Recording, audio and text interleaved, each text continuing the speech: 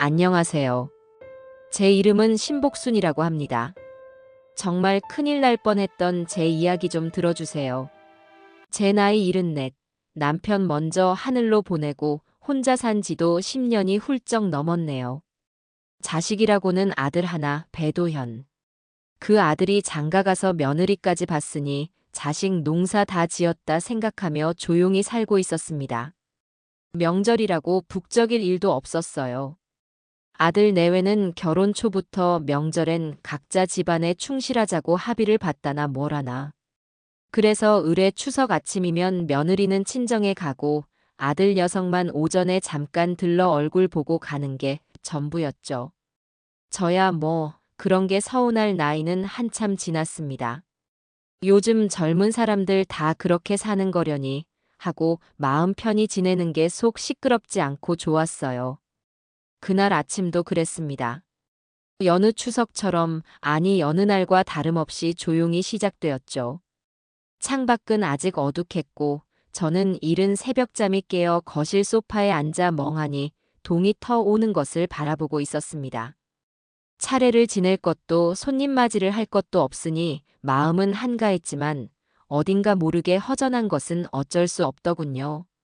남편 생각이 참 많이 나는 날이었어요. 그렇게 한참을 앉아 있는데 갑자기 현관에 초인종이 울렸습니다. 딩동하는 소리가 적막한 집안을 가득 채우는데 어찌나 놀랐는지 심장이 철렁 내려앉는 것 같았어요. 이 시간에 찾아올 사람이 없는데 아들 녀석인가 싶었지만 그 아이는 늘 오기 전에 전화를 하는 애였습니다. 혹시 무슨 일이 생겼나 덜컥 겁이 나서 허둥지둥 현관으로 향했죠. 인터폰 화면을 들여다본 저는 제 눈을 의심했습니다. 화면 속에는 며느리 고유라가 서 있었어요. 그것도 아주 환한 미소를 지으면서요. 결혼하고 5년 동안 명절 아침에 며느리가 저희 집 초인종을 누른 건 처음 있는 일이었습니다. 늘 자기 친정 가기 바빴던 아이가 대체 무슨 일일까요? 어머니, 저 유라예요. 문 좀 열어주세요. 인터폰 너머로 들려오는 목소리는 또 어찌나 살가운지. 저는 어리둥절한 마음으로 현관문을 열었습니다. 문이 열리자마자 며느리는 와락 저를 껴안는 신용을 하며 호들갑을 떨었어요. 어머니, 추석인데 혼자 계시면 적적하실까봐 제가 제일 먼저 달려왔죠. 잘 주무셨어요? 아니, 유라, 너가 웬일이냐? 친정은 안 가고? 가야죠. 가기 전에 우리 어머니 먼저 뵈려고요. 오늘 아침은 제가 맛있는 거 해드릴게요. 며느리는 손에 들고 있던 과일 바구니와 값비싸 보이는 한우 세트를 식탁 위에 올려놓았습니다.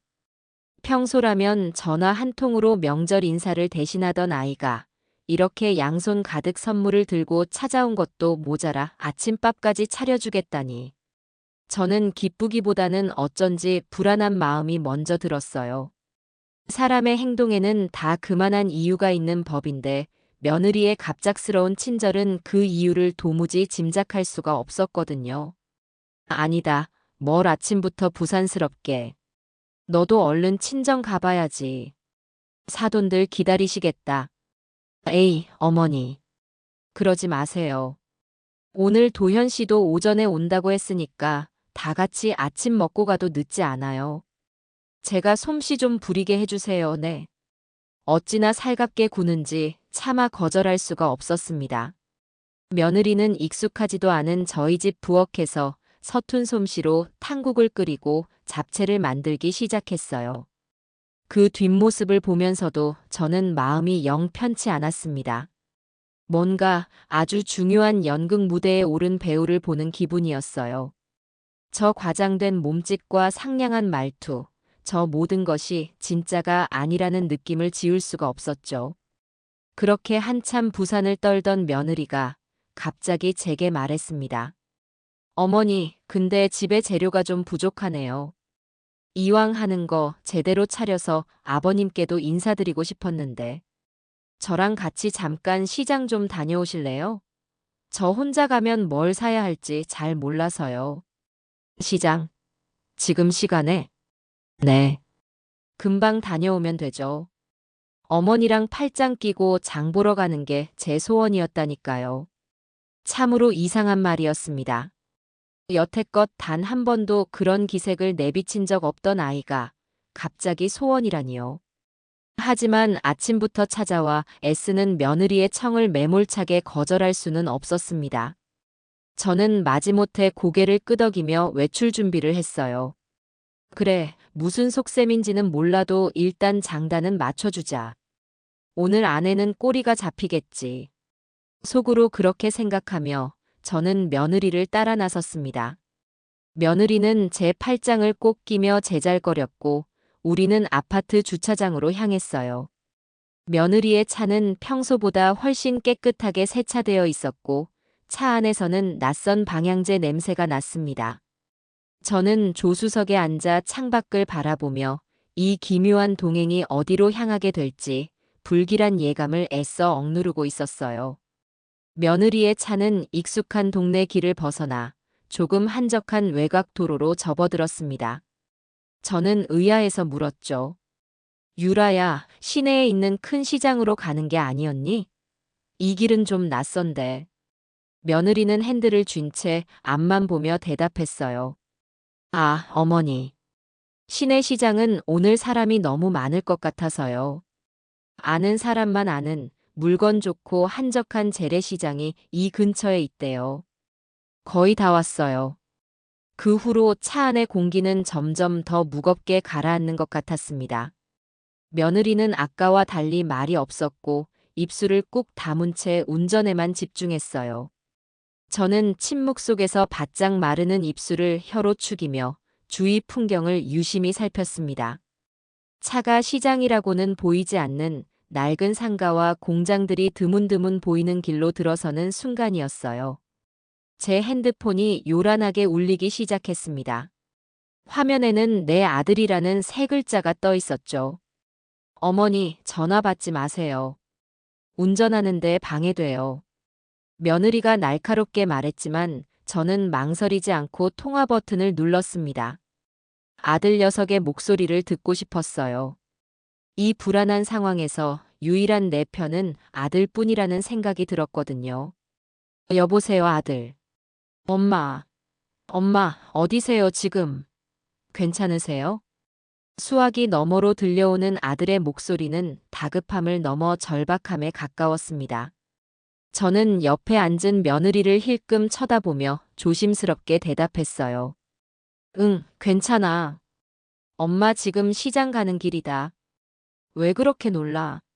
그러자 아들은 거의 비명을 지르다시피 소리쳤습니다. 엄마, 유라랑 같이 가는 거죠? 엄마, 그 말 믿으면 안 돼요. 빨리 거기서 도망가세요. 유라가 너무 이상해요. 도현아, 그게 무슨 소리냐? 뭐가 이상해? 엄마, 잘 들으세요. 오늘 추석이라 서울 시내 재래시장 전부 다 쉬는 날이에요. 제가 방금 확인했어요. 유라가 엄마 데리고 가려는 곳, 시장 아니에요. 제발, 제발 제 말 믿고 거기서 빠져나와요. 당장요. 아들의 외침은 제 머리를 망치로 내려치는 듯한 충격을 주었습니다. 온몸에 피가 차갑게 식는 기분이었어요. 시장 아니야. 그 한마디에 아침부터 이어졌던 모든 의심과 불안의 조각들이 하나로 맞춰졌습니다. 과도한 친절, 어색한 아침 식사 준비, 그리고 한적한 시장이 있다는 거짓말까지. 이 모든 것이 저를 어딘가로 유인하기 위한 치밀한 계획이었던 겁니다. 바로 그때 차가 낡은 상가 건물 앞에 멈춰 섰어요. 며느리가 차의 시동을 끄며 여전히 상냥한 미소를 지은 채 말했습니다. 어머니, 다 왔어요. 여기서 내려서 조금만 걸어가면 돼요.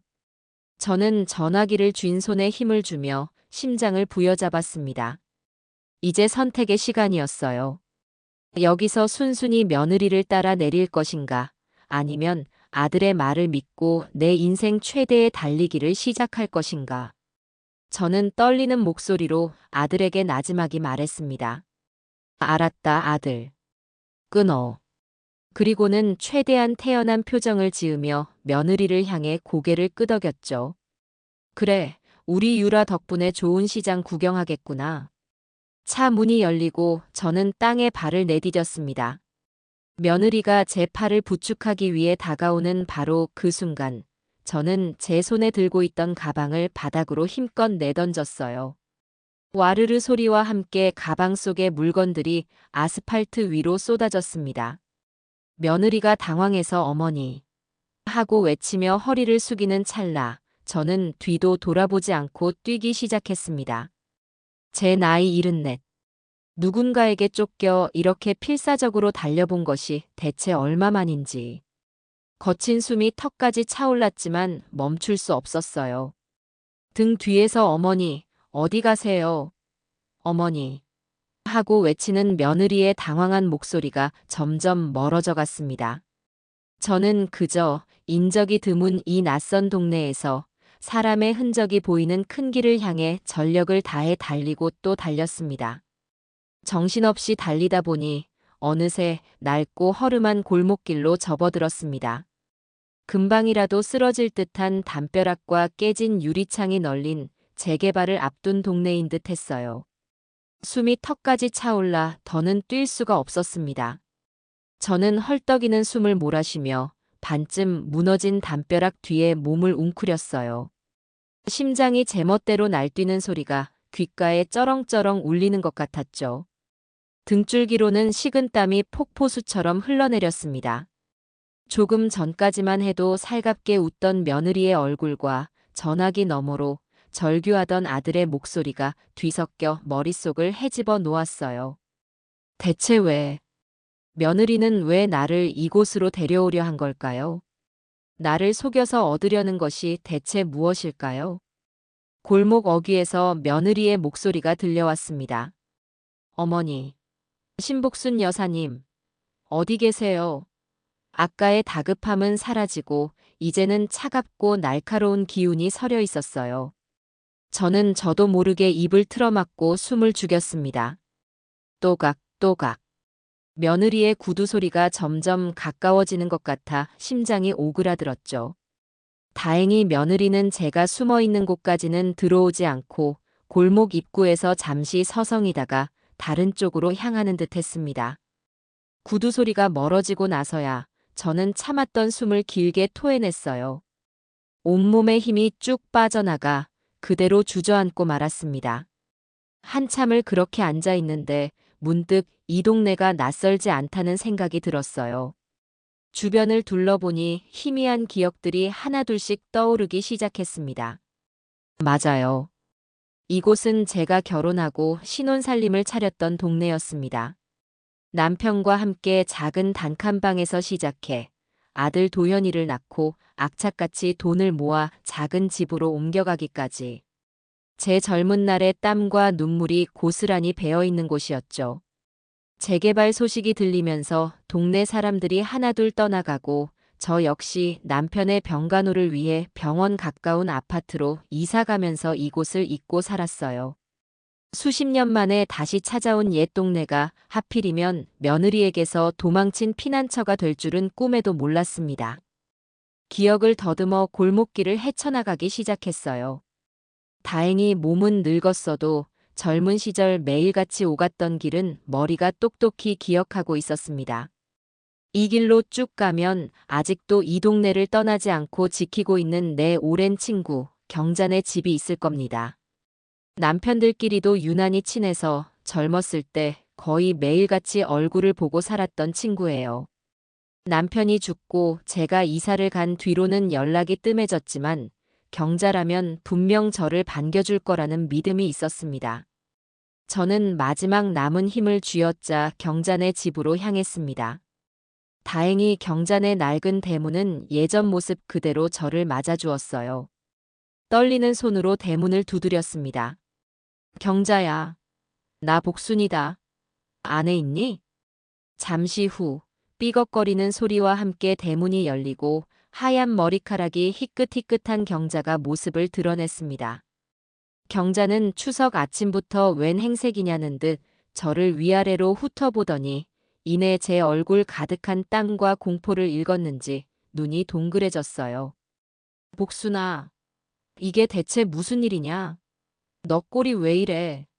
어디서 넘어지기라도 한 거야? 경자야, 나 좀 숨겨줘. 나중에 다 설명할게. 저는 거의 울먹이며 경자의 팔을 붙잡았습니다. 경자는 더 묻지 않고 제 손을 이끌어 집 안으로 들였어요. 대문을 걸어 잠근 경자는 제게 시원한 물 한 잔을 건네며 말했습니다. 무슨 일인지는 모르겠다만 여기는 아무도 못 찾아오니 걱정 마라. 일단 숨부터 돌리고 찬찬히 얘기해봐. 친구의 따뜻한 말 한마디에 참고 있던 긴장이 탁 풀리면서 눈물이 핑 돌았습니다. 저는 경자가 내어준 물을 단숨에 들이켜고 덜덜 떨리는 목소리로 아침부터 있었던 기묘한 일들을 하나씩 털어놓기 시작했어요. 제 이야기를 듣는 내내 경자는 심각한 표정으로 고개를 끄덕였습니다. 그 고유라라는 애 처음부터 난 마음에 안 들더라. 눈빛이 꼭 딴 생각하는 사람 같았어. 필시 무슨 꿍꿍이가 있는 게 틀림없다. 그것도 아주 못된 꿍꿍이. 경자의 말을 들으니 저 혼자만의 의심이 아니었다는 생각에 조금은 위안이 되었습니다. 이제 어떻게 해야 할까요? 아들에게 다시 전화를 걸어 상황을 알려야 했습니다. 저는 경자에게 핸드폰을 빌려달라고 부탁했어요. 제 핸드폰은 아까 도망치면서 가방과 함께 길바닥에 버려두고 왔으니 며느리의 손에 들어갔을지도 모르는 일이었죠. 경자의 핸드폰으로 아들 번호를 누르는데 손이 자꾸만 떨려왔습니다. 신호음이 몇 번 울리고 다행히 아들이 전화를 받았습니다. 여보세요? 아들, 나다. 엄마야. 엄마, 괜찮으세요? 어디세요, 지금? 제가 그쪽으로 갈게요. 아들은 금방이라도 울음을 터뜨릴 것 같은 목소리였습니다.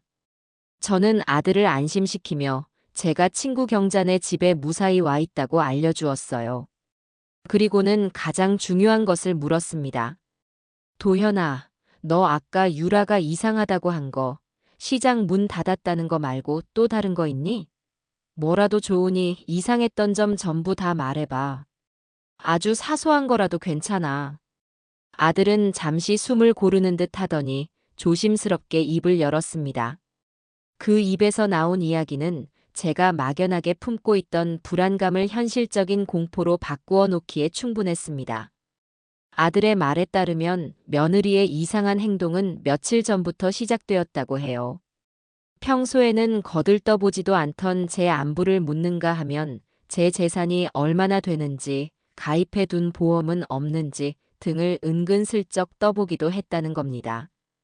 아들은 그저 명절을 앞두고 며느리가 철이 드나 보다 하고 대수롭지 않게 넘겼다고 해요. 하지만 결정적인 것은 바로 오늘 아침에 벌어졌습니다. 엄마, 유라가 오늘 아침에 집을 나서면서 통화하는 걸 우연히 들었어요. 누구랑 통화하는지는 모르겠는데 박 팀장이라고 부르더라고요. 네, 팀장님. 시나리오대로 잘 준비하고 있습니다. 오늘 안으로 VIP 모시고 지정된 장소로 갈 테니 준비 잘 부탁드립니다. 뭐 이런 내용이었어요. 그때는 그냥 회사 일인가 보다 했는데 엄마가 유라랑 시장 간다는 말을 듣고 오늘 시장이 쉰다는 걸 아는 순간 그 VIP가 엄마일지도 모른다는 생각이 들었어요. 그래서 급하게 전화를 드린 거예요. 박 팀장, 시나리오, VIP. 제 머릿속에서 경고등이 요란하게 울리기 시작했습니다. 이건 단순한 가정불화가 아니었어요. 명백히 저를 노린 어떤 계획의 일부였던 겁니다. 그런데 바로 그때 제 아들의 핸드폰으로 다른 전화가 걸려온 듯 했습니다. 아들이 잠시만 기다려보라며 말했어요. 엄마, 잠시만요. 유라한테서 전화가 와요. 일단 제가 받아볼게요.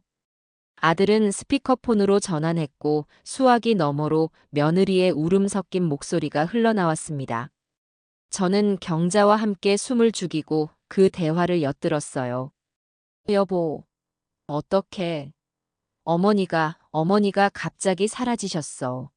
나랑 장 보러 가셨다가 갑자기 이상한 말씀을 하시면서 어디론가 막 뛰어가셨단 말이야. 요즘 자꾸 깜빡깜빡 하시는 것 같더니 이러다 정말 큰일 나는 거 아니야? 빨리 와서 같이 어머니 좀 찾아줘. 응? 기가 막혀서 말이 나오지 않았습니다. 저 천연덕스러운 연기라니. 순식간에 저를 정신 나간 늙은이로 만들어버리는 저 뻔뻔함에 치가 떨렸어요. 아들은 애써 침착한 목소리로 며느리를 달래며 자기도 지금 그쪽으로 가고 있으니 걱정 말고 기다리라고 말한 뒤 전화를 끊었습니다. 엄마 들으셨죠?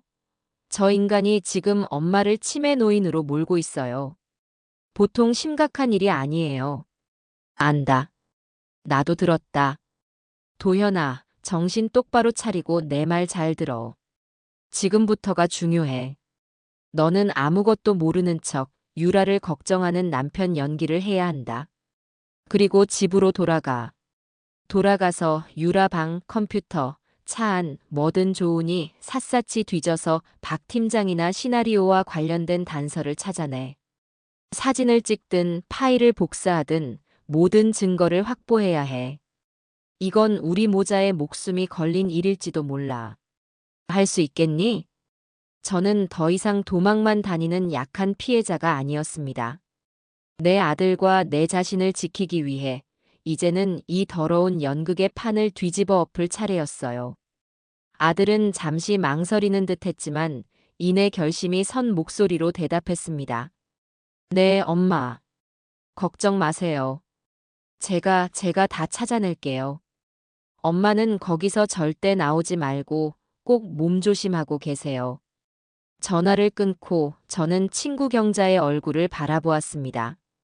경자는 주먹을 꽉 쥔 채 제 손을 맞잡아 주었어요. 복순아, 걱정 마라. 내가 옆에 있을게.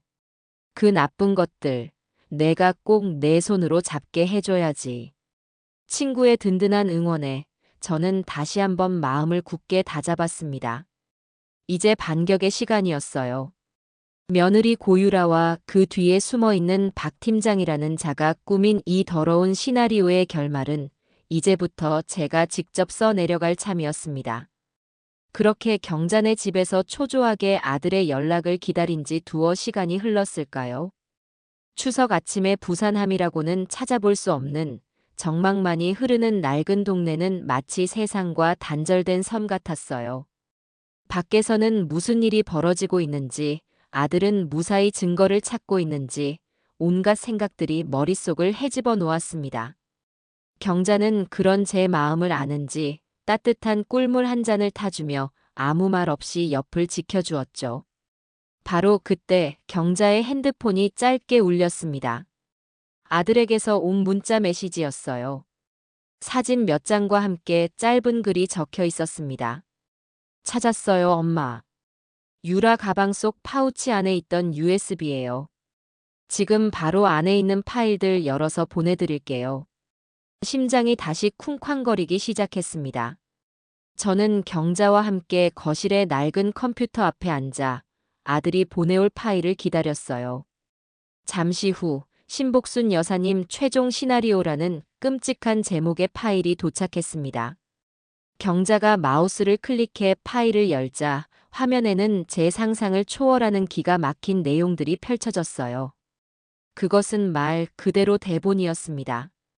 저 신복순을 부동산 투자로 수십억 원을 번 자수성 가형 노년의 아이콘으로 만들어 다른 노인들의 투자를 유도하는 사기 홍보 영상의 대본이었죠. 거기에는 제가 해야 할 말, 지어야 할 표정, 입어야 할 옷까지 아주 상세하게 적혀 있었습니다. 온화하지만 카리스마 있는 미소로 카메라를 응시하며 저는 평생 시장에서 나무를 팔아 자식을 키운 평범한 엄마였습니다. 하지만 이 투자 상품을 만나고 제 인생이 180도 바뀌었지요. 따위에 생각만 해도 속이 뒤집어지는 대사들이 가득했어요. 심지어 오늘 저를 데려가려 했던 그 한적한 장소는 바로 그 홍보 영상을 촬영하기 위한 세트장이었던 겁니다. 며느리는 저를 그곳으로 데려가 온갖 감언이설로 저를 속여 촬영을 강행할 계획이었던 거예요. 만약 제가 거부했다면 아까 전화에서 연기했던 것처럼 저를 정신이 오락가락하는 노인으로 몰아 강제로 서류에 도장을 찍게 할 속셈이었을지도 모릅니다. 대본의 마지막 장에는 박 팀장 코멘트라는 부분이 있었습니다. 거기에는 이렇게 적혀 있었죠. 고유라 씨, 시어머니 컨트롤이 가장 중요합니다. 초반에 확실히 기선을 제압해야 후반 작업이 편해집니다.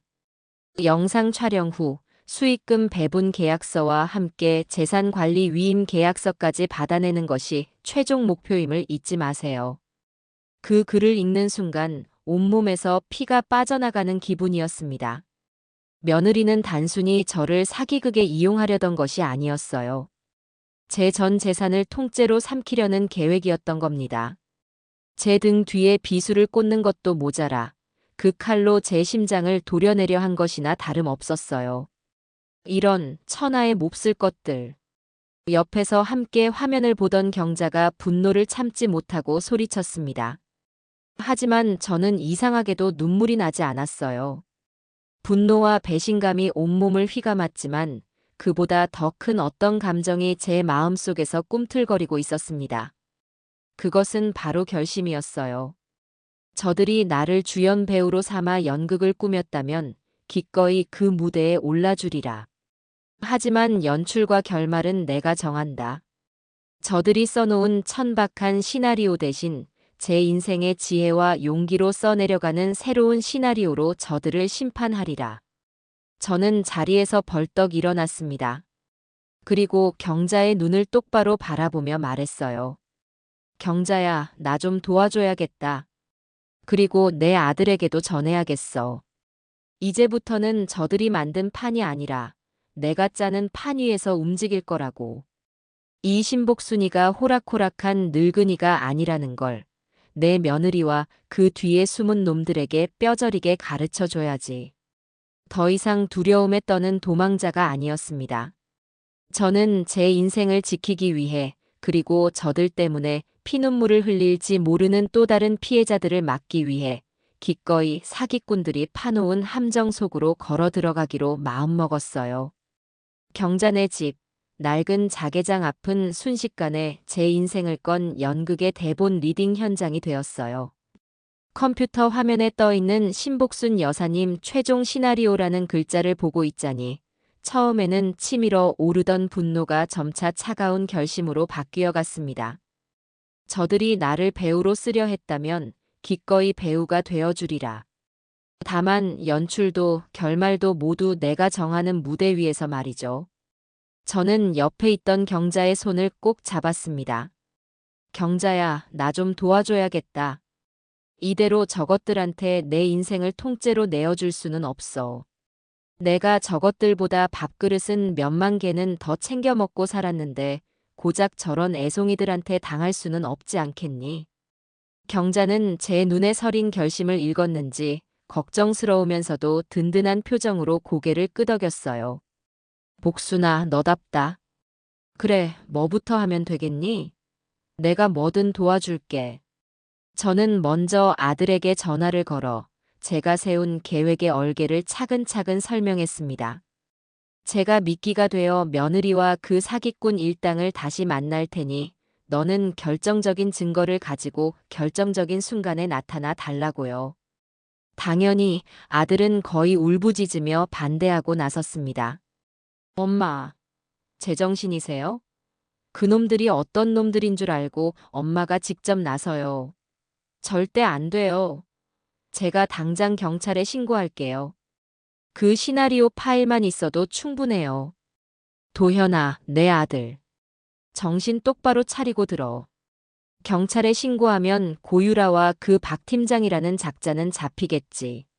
하지만 그 위에 있는 진짜 몸통은 뱀처럼 꼬리를 자르고 도망갈 거야. 그리고 중요한 건 말이다. 저들에게 이미 돈을 잃었거나 앞으로 잃게 될 다른 불쌍한 노인들이야.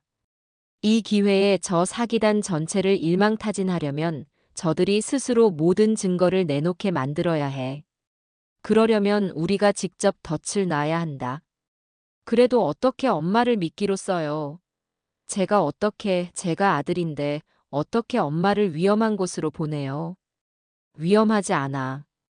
내 곁에는 경자도 있고 멀지 않은 곳에는 너도 있을 것 아니냐. 무엇보다 엄마는 너의 생각보다 훨씬 강하단다. 평생 자식 입에 밥 넣어주겠다고 시장 바닥에서 구른 세월이 얼만데 고작 저런 하룻강아지들을 무서워할 것 같아. 너는 엄마를 믿고 엄마가 시키는 대로만 움직여주면 된다. 이건 내 어미의 마지막 부탁이라고 생각해다오. 제 단호한 목소리에 아들은 한참 동안이나 수화기 너머에서 흐느끼더니 이내 결심이 선 목소리로 대답했습니다. 알겠어요, 엄마. 엄마 계획대로 할게요. 대신 무슨 일이 있어도 절대 혼자 위험한 상황에 처하시면 안 돼요. 제발, 제발 약속해 주세요. 아들의 든든한 약속을 받아낸 저는 드디어 계획의 첫 단추를 꿰기로 했습니다.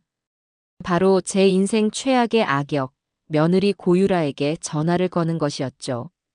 저는 경자 앞에서 본격적인 연기 연습에 들어갔습니다. 목소리는 살짝 떨리게, 말투는 조금 어눌하게, 그러면서도 돈에 대한 욕심은 슬쩍 비치는 그런 복합적인 연기가 필요했어요. 경자야, 내 목소리 톤 어떠니? 너무 연기하는 티가 나나? 아니, 아니. 딱 좋아. 금방이라도 사기당할 것 같은 순진한 노인네 목소리야. 친구의 짓궂은 칭찬에 한번 웃고 나서 저는 크게 심호흡을 했습니다. 그리고 경자의 핸드폰으로 며느리의 번호를 눌렀어요. 통화 연결음이 어찌나 길게 느껴지는지 쿵쾅거리는 심장 소리가 경자에게까지 들릴 것만 같았죠. 마침내 잔뜩 경계심이 서린 며느리의 차가운 목소리가 들려왔습니다. 여보세요. 유라야 나다 시험이다. 연습한 대로 살짝 떨리는 목소리로 운을 띄웠습니다. 수화기 너머의 며느리는 잠시 말이 없더니 이내 얼음장 같은 목소리로 쏘아붙였어요. 어머니, 지금 어디 계세요? 온 식구들이 어머니 찾는다고 난리가 났는데 지금껏 어디서 뭘 하신 거예요? 걱정했어요, 정말. 걱정했다는 말에 가시가 잔뜩 돋쳐 있었죠. 저는 더욱 몸을 움츠리는 척하며 울먹이는 목소리로 연기를 이어갔습니다. 미안하다. 아가 정말 미안해. 내가 요즘 정신이 깜빡깜빡해서 너랑 시장 가다가 갑자기 돌아가신 내 시아버지 생각이 나서 나도 모르게 그만. 정말 미안하다. 너 고생 많이 시켰구나. 그래서 지금은 어디신데요? 도현 씨가 지금 어머니 찾으러 나갔어요. 옛날에 살던 동네 오랜 친구 집에 와 있다. 그런데 아가 내가 아까 너한테서 도망친 게 실은 무서워서 그랬던 거다. 무섭다니요? 뭐가요? 며느리의 목소리에 의심이 가득했습니다. 자, 이제 슬슬 미끼를 던질 시간이었습니다. 저는 최대한 어수룩하고 순진한 목소리를 꾸며내 말했어요. 너가 말한 그 좋은 투자처 말이다. 갑자기 그렇게 큰돈 얘기를 하니 평생 땅 파서 벌어온 이 늙은이가 겁을 먹었던 게지. 그런데 여기 와서 친구랑 밤새 얘기를 나눠보니 요즘은 다들 그렇게 돈을 불리며 산다더구나. 내가 너무 세상 물정을 몰랐던 것 같아. 혹시 그 얘기 내가 오해한 거라면 다시 한번 들을 수 있겠니? 수화기 너머로 잠시 침묵이 흘렀습니다. 며느리는 제 말의 진위를 파악하려는 듯 숨을 고르는 소리만 들려왔어요. 여기서 머뭇거리면 의심을 살 수 있었습니다. 저는 결정타를 날려야겠다고 생각했죠. 사실은 말이다. 내 아버지가 남겨준 땅이 하나 있는데 이번에 팔렸거든. 꽤 큰 돈인데 이걸 그냥 은행에 처박아 두는 것도 영 아닌 것 같고 자식한테 손 벌리기도 싫고. 그래서 말이다. 너만 괜찮다면 그 박 팀장이라는 사람도 한번 만나보고 싶구나. 내가 오해한 거라면 정식으로 사과도 하고 싶고. 땅과 큰돈이라는 말에 며느리의 태도는 180도 바뀌었습니다. 언제 차갑게 굴었냐는 듯 한순간에 꿀이 떨어질 듯 상냥한 목소리가 수화기를 타고 흘러나왔어요. 어머니. 정말요? 아이고, 저는 그것도 모르고 어머니 오해할 뻔했네요. 진작 그렇게 말씀하시지. 그럼요. 다시 만나 뵈야죠. 우리 박 팀장님이 얼마나 능력이 출중한 분인데요. 제가 잘 말씀드려서 어머니 특별히 VIP로 모시라고 할게요. 그럼 제가 내일이라도 어머니 계신 곳으로. 아니다. 저는 며느리의 말을 황급히 끊었습니다. 저들의 소굴로 제 발로 들어갈 수는 없는 노릇이었죠. 아니다. 내가 너 있는 곳으로 갈게. 그런데 그 사람, 정말 믿을 만한 사람은 맞니? 내가 워낙 귀가 얇아서 남의 말에 잘 속아 넘어가거든. 이런 걸 한 번도 해본 적이 없어 나서. 혹시 내가 실수라도 하면 어쩌니? 아가, 너가 나한테 좀 알려주렴. 내가 어떻게 행동해야 저분한테 신뢰를 줄 수 있겠니? 제가 불안해하며 조언을 구하는 연기를 하자 며느리는 신이 나서 제게 연기 지도를 하기 시작했습니다. 그토록 기다렸던 순간이었죠. 어머니, 걱정은 붙들어 매세요. 그냥 제가 하라는 대로만 하시면 돼요. 박 팀장님 만나면 일부러 너무 아는 척하지 마세요. 그냥 조금 어수룩해 보여도 괜찮아요. 오히려 그게 더 잘 먹혀요. 돈은 많은데 세상 물정은 잘 모르는 순진한 어르신처럼요. 아시겠죠? 제가 옆에서 다 도와드릴 테니 어머니는 그냥 가만히 고개만 끄덕이시면 된다니까요. 저는 속으로 쾌재를 불렀습니다. 이 모든 대화는 경자의 핸드폰에 고스란히 녹음되고 있었거든요. 그래, 알았다. 내가 그렇게까지 말해주니 한결 마음이 놓이는구나. 저는 며느리를 완전히 안심시킨 뒤 제가 준비한 마지막 카드를 꺼내 들었습니다. 그러면 우리 내일 오전에 내가 자주 가는 노인복지관에서 보면 어떻겠니? 거기 강당이 아주 넓고 조용해서 중요한 얘기 나누기도 좋고 무엇보다 내가 마음이 편하잖니. 그리고 마침 내 친구들도 좋은 투자처 있으면 자기들도 좀 알려달라고 성하거든. 잘 되면 다 같이 투자할 수도 있지 않겠니? 좋은 일은 나누면 좋다고 하지 않더냐. 다 같이 투자라는 제가 던진 가장 큰 미끼를 며느리는 덥석 물었습니다. 며느리의 목소리는 흥분으로 한 톤 높아졌어요. 복지관요? 어머, 어머니. 너무 좋죠. 그럼요, 그럼요. 친구분들도 함께라면 저희야 대환영이죠. 그럼 내일 오전 10시에 어머니 자주 가시는 그 복지관 강당에서 뵙는 걸로 해요. 제가 박 팀장님께도 그렇게 말씀드릴게요. 덫에 걸려든 줄도 모르고 신나서 제잘거리는 며느리의 목소리를 들으며 저는 조용히 통화 종료 버튼을 눌렀습니다. 이제 무대는 완벽하게 준비되었습니다. 남은 것은 이 연극의 주인공인 제가 화려하게 등장하는 것뿐이었죠. 다음 날 아침, 저는 약속 시간보다 1시간이나 일찍 노인 복지관에 도착했습니다. 경자도 제 옆을 든든하게 지키고 있었고요. 복지관은 이른 아침부터 많은 어르신으로 북적이고 있었습니다. 저는 평소 가깝게 지내던 친구들을 식당이며 바둑두는 장기판이며 물리치료실까지 찾아다니며 오늘 있을 이벤트를 홍보하고 다녔습니다. 최 영감님, 오늘 강당으로 꼭 와보세요. 아주 삐까뻔쩍한 젊은 양반이 와서 앉은 자리에서 돈벼락 맞는 법을 알려준다네요. 김 여사, 오늘 화투는 그만 치고 강당으로 와. 한 달에 원금의 2배를 벌게 해준다는데 믿져야 본전 아니겠어? 구경이라도 한번 해보자고. 제 말에 친구들은 세상에 그런 게 어딨냐며 복순이 너가 단단히 홀렸구나 하고 혀를 차면서도 호기심 가득한 눈빛으로 하나둘씩 강당으로 모여들기 시작했습니다. 어느새 강당은 30명이 넘는 어르신들로 가득 찼죠. 저는 이 모든 상황을 아들에게 실시간으로 문자를 보내며 알렸습니다. 아들은 복지관 근처 카페에서 친구 몇몇과 함께 대기하고 있다가 제가 신호를 보내면 바로 출동하기로 약속이 되어 있었어요.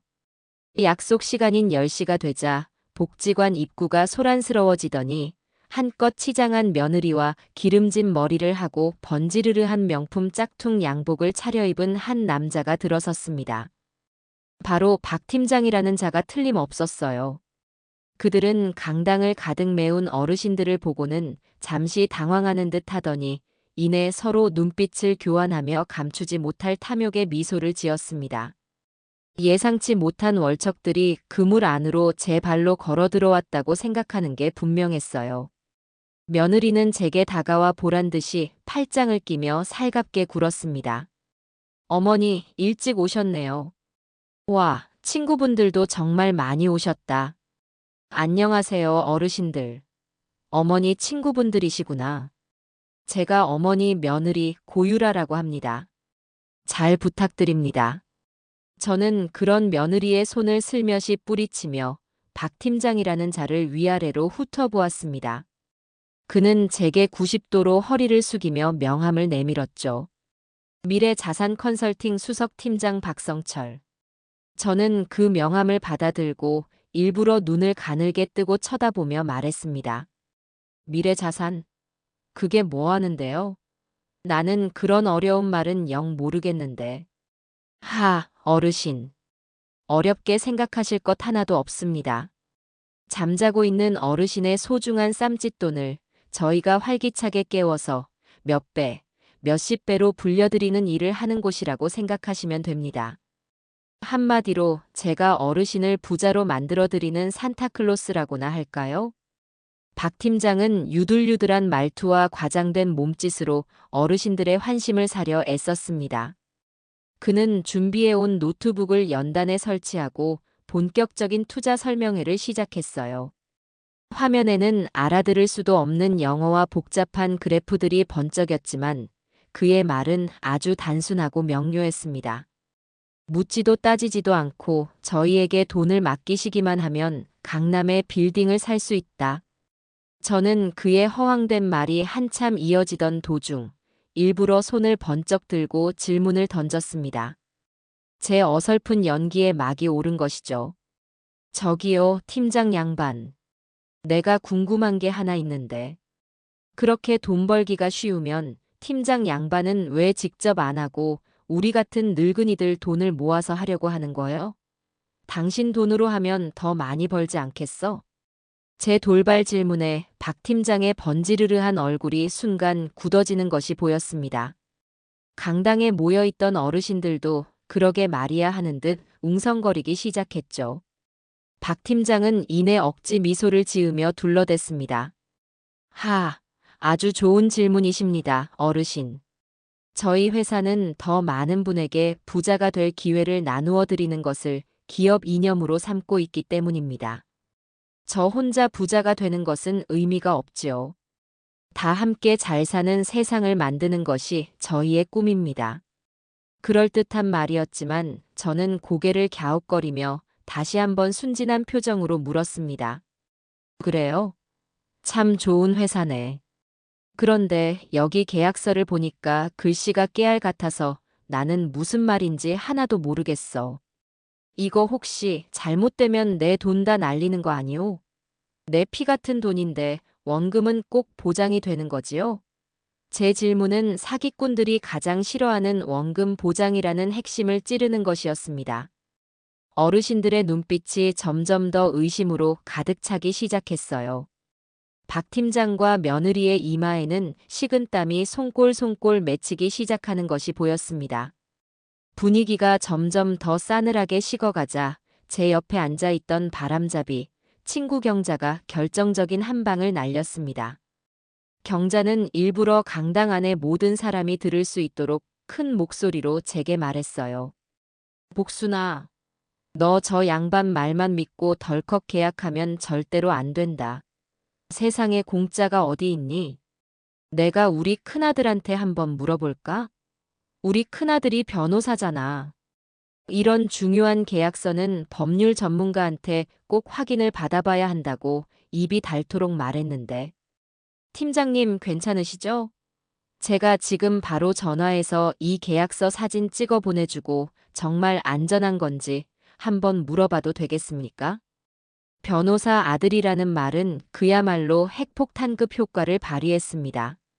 박 팀장의 얼굴은 하얗게 질렸고 며느리는 당황해서 어쩔 줄 몰라 하며 제 눈치만 살피고 있었어요.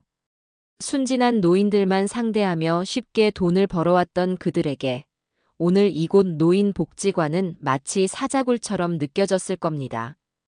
박 팀장은 애써 태어난 척 목소리를 가다듬었지만 이미 심하게 말을 더듬고 있었어요. 아하. 그럼요, 그럼요. 변호사님께 검토받아 보시면 저희야 더 좋지요. 저희 회사는 그만큼 투명하고 정직하니까요. 하하. 하지만 그 말을 곧이곧대로 믿는 사람은 강당 안에 단 한 명도 없었습니다. 어르신들의 날카로운 질문이 사방에서 포탄처럼 쏟아지기 시작했어요. 그래서 당신네들 회사는 대체 어디 있는 거요? 사업자 등록증이라도 한번 봅시다. 왜 자꾸 딴소리만 하는 거야? 이거 딱 보아하니 사람 등쳐먹는 다단계 아니야? 궁지에 몰린 박 팀장은 제대로 된 답변 하나 하지 못하고 쩔쩔맸습니다. 며느리는 이제 거의 울상이 되어 저를 죽일 듯이 원망스러운 눈빛으로 쏘아보고 있었죠. 바로 그때였습니다. 제가 아들에게 문자로 보냈던 지금이야라는 신호를 받고 강당의 뒷문이 쿵 하는 소리와 함께 활짝 열렸습니다. 문을 열고 들어선 것은 바로 제 아들, 도현이었습니다. 혼자가 아니었어요. 멀끔하게 정장을 차려입은 딱 봐도 똑똑해 보이는 젊은 친구 두어 명과 함께였죠. 아들은 성큼성큼 연단으로 걸어오며 걱정이 가득한 표정으로 제 어깨를 감쌌습니다. 어머니, 여기서 뭐 하고 계세요? 이렇게 중요한 계약을 저한테 한마디 상의도 없이 하시려고 하면 어떡해요? 제가 얼마나 놀랐는지 아세요? 아들은 완벽하게 철없는 어머니를 걱정하는 아들의 역할을 해내고 있었습니다. 그리고는 차갑고 날카로운 눈빛으로 박 팀장을 돌아보며 말했죠. 안녕하십니까? 신복순 여사 아들 배도현입니다. 저희 어머니께서 투자를 고려 중이시라니 자식된 도리로 당연히 관련 서류를 꼼꼼히 검토해 봐야겠습니다. 박성철 팀장님 맞으시죠? 우선 팀장님의 신분증과 회사 사업자 등록증 원본, 그리고 법인 등기부 등본을 제시해 주시겠습니까? 기본적인 신원 확인부터 시작하겠습니다. 아들의 전문적인 용어가 섞인 한치의 흔들림도 없는 요구에 박 팀장의 얼굴은 이제 잿빛이 되어 있었습니다. 그는 떨리는 손으로 양복 안주머니를 뒤져 아까 제게 주었던 것과 똑같은 얇고 허술하기 짝이 없는 명함을 마지못해 내밀었습니다. 아들이 그 명함을 받아드는 순간 옆에 서 있던 아들의 친구 중 한 명이 즉시 스마트폰으로 무언가를 검색하기 시작했어요. 그는 잠시 화면을 들여다보더니 강당 안의 모든 사람이 들을 수 있을 만큼 크고 또렷한 목소리로 말했습니다. 이상하네요. 이 명함에 적힌 미래 자산 컨설팅이라는 상호명으로는 어떠한 법인도 검색되지 않습니다. 주소지를 검색해보니 강남의 한 낡은 세탁소로 나오는데요. 마지막으로 이 명함에 적힌 사업자 등록 번호를 국세청 홈택스에서 실시간으로 조회해 보겠습니다. 네, 결과가 나왔습니다. 존재하지 않는 사업자 등록 번호입니다. 라고 나옵니다. 박 팀장님, 이거 어떻게 된 일인지 설명해 주시겠어요? 혹시 유령 회사를 운영하시는 겁니까? 그 한마디에 강당 안의 공기는 얼음장처럼 차갑게 얼어붙었습니다. 유령 회사라는 말에 어르신들은 경악을 금치 못했고 모두의 시선은 이제 도망갈 곳이 없어진 박 팀장과 며느리에게로 향했죠. 모든 것이 탄로 났음을 직감한 며느리가 갑자기 제게 달려들며 악을 쓰기 시작했습니다. 그동안의 상냥하고 가식적인 가면을 완전히 벗어 던진 제가 처음 보는 괴물 같은 모습이었어요. 어머니, 지금 뭐 하시는 거예요? 어머니가 먼저 투자하고 싶다고 돈 벌고 싶다고 하셨잖아요. 그런데 이제 와서 왜 사람들 앞에서 내 뒤통수를 쳐요? 저한테 왜 이러시는 거냐고요? 제가 어머니한테 뭘 그렇게 잘못했어요? 당신 아들, 내 남편은 맨날 벌어오는 것도 시원찮아서 내가 어떻게든 살아보려고 발버둥 치는 건데 그걸 이렇게 짓밟아야 속이 시원하세요? 평생 나한테 시어머니 노릇 한 번 제대로 한 적 없으면서 이제 와서 왜 내 인생에 끼어들어서 망치려고 하냐고요. 며느리는 바닥에 주저앉아 억울하다는 듯 가슴을 치며 울부짖었습니다. 이 모든 상황을 그저 지긋지긋한 고부 갈등으로 몰아가려는 비겁하고도 처절한 마지막 발악이었죠. 하지만 저는 조금도 당황하지 않았어요. 오히려 이 순간을 기다렸다는 듯 품속에 고이 넣어두었던 작은 디지털 녹음기를 천천히 꺼내 들었습니다. 그리고는 눈물로 범벅이 된 며느리의 얼굴을 차갑게 내려다보며 나지막이 말했죠. 아가 시끄럽다. 어디서 가짜는 연기를 하고 있어. 너가 나한테 뭘 잘못했냐고 물었니? 글쎄 나도 잘 모르겠구나.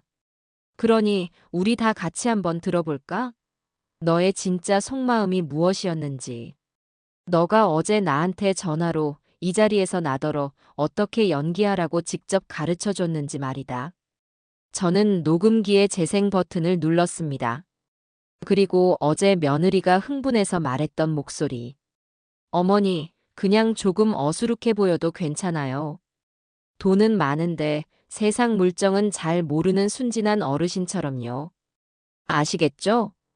그 가증스러운 목소리가 조용한 강당 안을 휘감으며 모든 사람의 귓속에 비수처럼 박혔어요. 바닥에 주저앉아 억울함을 토해내던 며느리의 울음소리가 거짓말처럼 뚝 그쳤습니다. 대신 사방에서 터져나오는 어르신들의 경악 어린 탄식이 파도처럼 밀려왔어요. 세상에, 저게 제정신이야? 자기 시어머니를 상대로 사기를 치려고 연기 지도를 한 거였어. 사람의 탈을 쓰고 어떻게 저런 짓을. 분노에 찬 웅성거림 속에서 며느리의 얼굴은 하얀 종이장처럼, 아니 한 줌 재처럼 새하얗게 질려버렸습니다.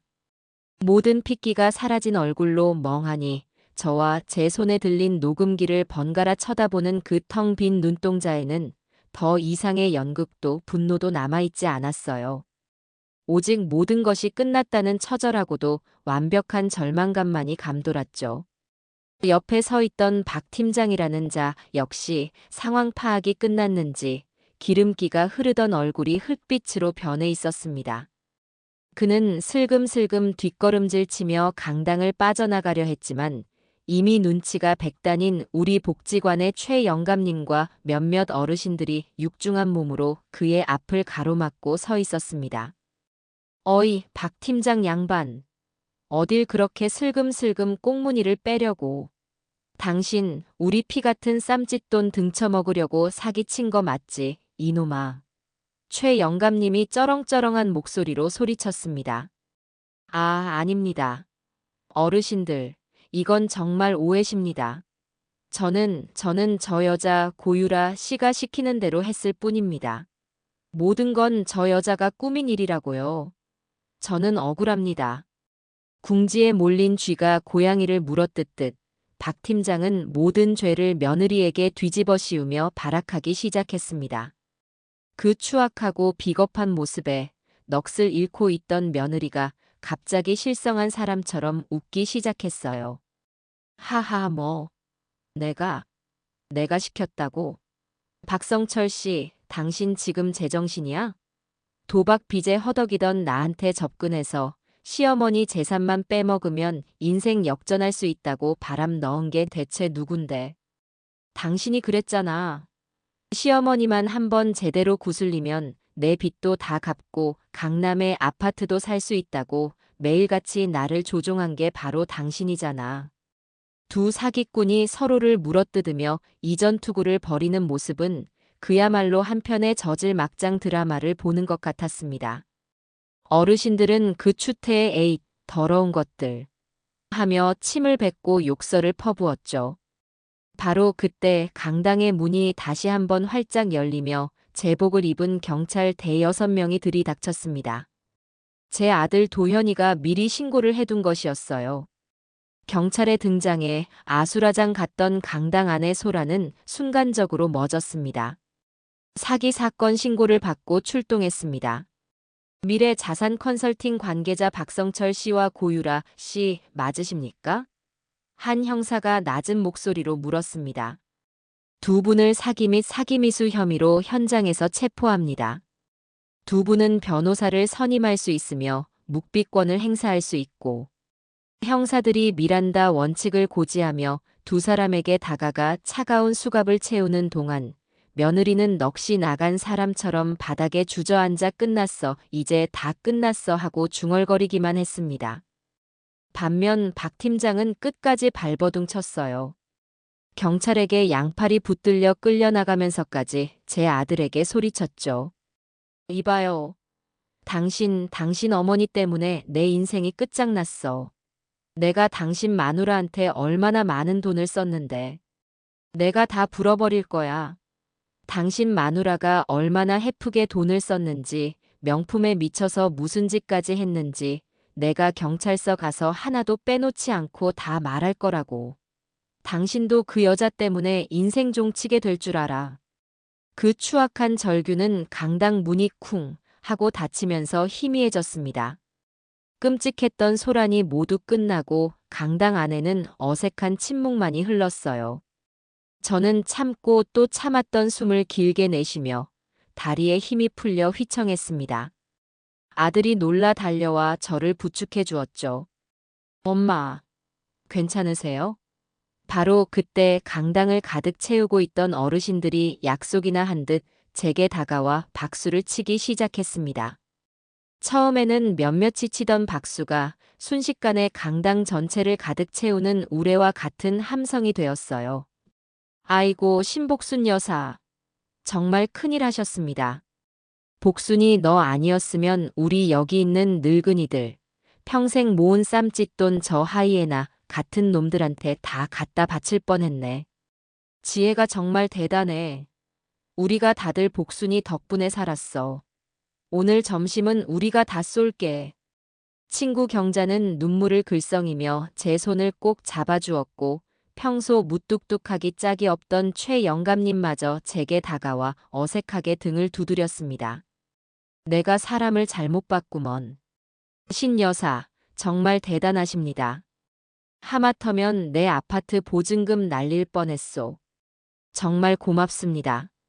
저는 그분들의 따뜻한 격려 속에서 비로소 제가 아주 중요하고 옳은 일을 해냈다는 사실을 실감할 수 있었습니다. 분노와 배신감으로 얼룩졌던 추석 아셔침은 그렇게 제 인생에서 가장 통쾌하고 짜릿한 승리의 날로 기억되게 되었습니다. 경찰서에서 참고인 조사를 마치고 집으로 돌아오는 길, 아들의 차 안은 숨막히는 침묵으로 가득했습니다. 아들은 운전대를 잡은 채 앞만 보며 한마디도 하지 않았어요. 굳게 다문 입술과 미세하게 떨리는 어깨가 그 아이가 지금 얼마나 큰 충격과 자책감에 시달리고 있는지 전부 말해주고 있었죠. 저는 그런 아들의 어깨를 가만히 토닥여 주었습니다. 한참을 달리던 차가 아파트 주차장에 멈춰 서고 시동이 꺼졌지만 아들은 차에서 내릴 생각을 하지 않았어요. 도시의 불빛이 희미하게 차 안을 비추는 가운데 아들은 결국 핸들에 얼굴을 묻고 오열하기 시작했습니다. 처음에는 소리 죽여 끄끄거리더니 이내 어린아이처럼 목을 놓아 서럽게 울기 시작했어요. 엄마 죄송해요. 제가 정말 죄송해요. 제가 바보였어요. 어떻게 자기 아내가 그런 괴물 같은 사람인 줄도 모르고 엄마를 그런 끔찍한 위험에 혼자 빠뜨리고. 저는 정말 나쁜 놈이에요, 엄마.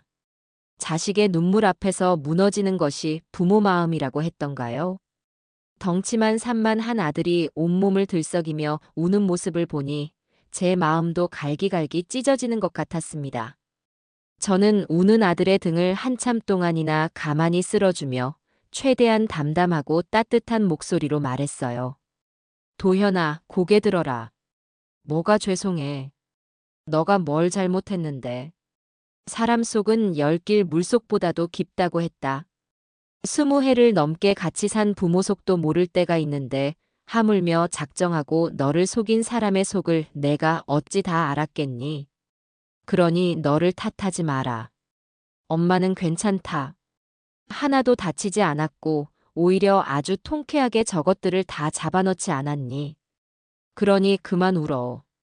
사내 자식이 꼴이 그게 뭐냐? 제 위로에 아들은 겨우 울음을 그쳤지만 여전히 고개를 들지 못했습니다. 한참 후에야 아들은 모기만 한 목소리로 제게 고백했어요. 사실은 엄마, 이상하다고 생각한 적이 있었어요. 유라 씨가 갑자기 비싼 옷을 사입고 외박도 잦아지고 카드값은 눈덩이처럼 불어나고 그냥 제가 돈을 못 벌어와서 스트레스 받나 보다 하고 애써 넘겼어요. 제가 무서워서 외면했던 거예요, 엄마. 진실을 마주할 용기가 없어서 그래서 엄마까지 위험하게 만든 거예요. 아들의 그 말을 들으니 마음 한구석이 아려왔습니다. 저는 그런 아들의 마음을 충분히 이해할 수 있었어요. 아들아, 그 문제는 지금 당장 결정할 일이 아니다. 세상에는 칼로 무 자르듯 간단하게 결정할 수 없는 문제도 있는 법이야. 시간을 갖고 천천히, 아주 천천히 생각해 보거라. 이혼을 하든 아니면 그럼에도 불구하고 다시 살아보기로 하든 그 어떤 결정을 내리든 엄마는 내 편이다. 내가 어떤 선택을 하든 엄마는 너를 지지하고 응원할 거다. 그러니 너무 조급해하지 마. 알겠니? 저는 아들에게 이래라 저래라 강요하고 싶지 않았어요. 그 가혹한 선택의 무게는 온전히 제 아들 도현이가 감당해야 할 몫이었으니까요. 제 말을 들은 아들은 한참 후에야 겨우 고개를 들고 저를 바라보았습니다. 눈가는 붉게 충혈되어 있었지만 아까보다는 한결 편안해진 표정이었어요. 네, 엄마. 고마워요. 정말 고마워요.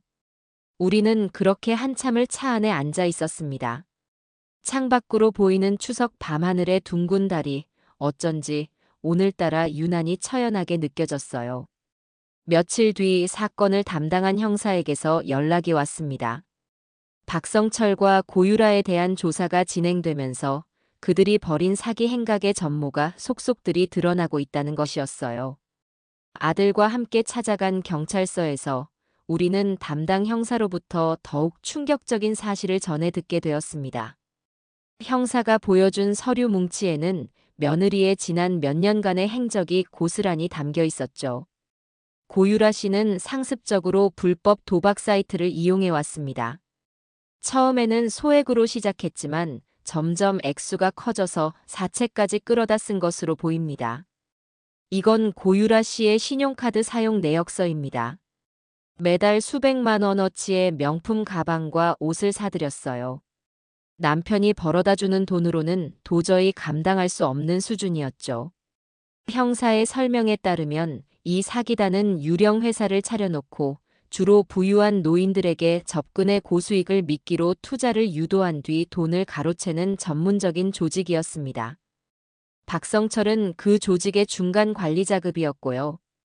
그리고 제 며느리 고유라는 빚독촉에 시달리던 중 이 사기 조직에 제 발로 찾아가 가담했다고 합니다. 그리고 자신의 다음 목표물로 바로 시어머니인 저를 지목했다는 것이었어요. 제 재산 규모를 알고 있던 며느리가 저를 VIP 고객으로 유치해 오면 자신의 빚을 탕감해주고 큰돈을 만지게 해주겠다는 박성철의 제안을 덥석 문 것이었죠. 모든 진실을 전해 듣는 내내 저는 아무 말도 할 수 없었습니다. 아들 역시 굳은 표정으로 주먹만 꽉 쥐고 있었죠. 며느리가 저지른 일이 단순히 돈 때문에 벌인 어리석은 행동이 아니라 처음부터 제 모든 것을 빼앗기 위한 악의적이고 계획적인 범죄였다는 사실에 다시 한번 소름이 끼쳤습니다. 그 아이는 제 며느리가 아니라 제 목에 칼을 들이대려 했던 강도나 다름없었던 거예요. 그날 이후 아들은 며칠 동안 회사에 휴가를 내고 집에서 칩거했습니다. 저는 아들이 걱정되어 매일같이 아들 집을 찾아가 밥을 챙겨 먹이고 말없이 곁을 지켜주었죠. 그렇게 일주일 정도가 흘렀을까요? 멍하니 창밖만 바라보던 아들이 제게 조심스럽게 말했습니다.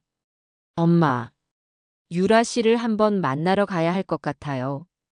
마지막으로 내 눈으로 직접 보고 내 귀로 직접 들어야 이 지긋지긋한 관계를 끝낼 수 있을 것 같아요. 엄마도 같이 가주시겠어요? 저는 아들의 그 마음을 충분히 이해할 수 있었습니다. 아무리 미워도 수년을 부부로 함께 산 정이 있는데 어찌 칼로 베어내듯 쉽게 끊어낼 수 있겠어요. 고통스럽겠지만 반드시 거쳐야 할 과정이었죠. 저는 말없이 고개를 끄덕였습니다. 다음 날, 우리는 구치소의 차가운 면회실에서 며느리를 마주했습니다. 며칠 사이에 며느리는 제가 알던 그 화려하고 뻔뻔한 모습은 온데간데 없이 수척하고 초라한 모습으로 변해 있었어요. 푸석푸석한 머리카락과 혈색 없는 얼굴, 초점 없이 흔들리는 눈동자. 며느리는 투명한 아크릴판 너머로 우리를 보자마자 바닥에 무릎을 꿇고 통곡하기 시작했습니다. 어머니 여보, 제가 정말 죽을 죄를 지었어요. 제가 잠시 눈이 멀어서 빛 때문에 정신이 나가서 그랬어요. 제발 한 번만 용서해 주세요. 다시는 안 그럴게요. 제가 평생 어머니랑 당신한테 속죄하면서 살게요. 네, 제발요. 제가 여기서 나가게만 해주시면 정말 새 사람이 될게요. 며느리는 손바닥이 닳도록 빌고 또 빌었습니다. 하지만 그 눈물 속에서 저는 진정한 뉘우침보다는 어떻게든 이 상황을 모면하려는 절박함과 이기심만을 읽을 수 있었어요. 아들은 아무 말 없이 차갑고 무표정한 얼굴로 그런 아내의 모습을 내려다보기만 했습니다. 한참을 울부짖던 며느리가 제게 애원했어요. 어머니가 이 사람 좀 설득해 주세요. 어머니가 용서했다고 한 번만 기회를 주라고 말씀 좀 해주세요. 네. 저는 마이크를 들고 조용히 입을 열었습니다. 제 목소리는 얼음장처럼 차갑고 단단했어요. 아가, 너는 지금 너의 죄가 무엇인지조차 모르는 것 같구나.